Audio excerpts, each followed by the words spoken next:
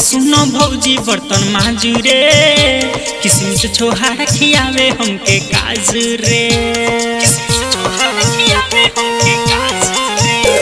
कहता के सुनो भौजी बर्तन मांजू रे, किसमिस छोहारा खियावे हमके काजू रे। बदरल जवानी के मलाई रोज चूसता, बदरल जवानी के मलाई रोज चूसता। सोया नइखे घरे, सोया नइखे घरे देवरे माजा हमसे लूटता। सोया नइखे घरे देवरे माजा हमसे लूटता। सोया नइखे घरे देवरे माजा हमसे लूटता।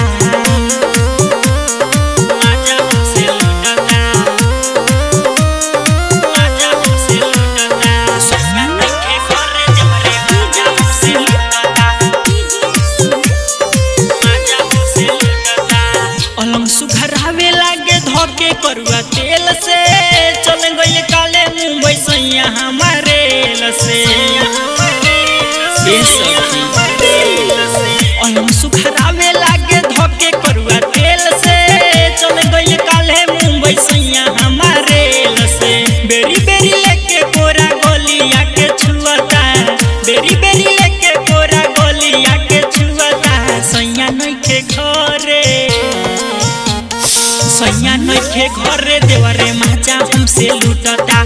सोया नइखे घरे देवरे माजा हमसे लूटता। सोया नइखे घरे देवरे माजा हमसे लूटता। माजा हमसे लूटता, माजा हमसे लूटता। सोया नइखे घरे देवरे माजा हमसे लूटता। करेंगे रिकॉर्डिंग स्टूडेंट नारायणगंज। माजा हमसे लूटता।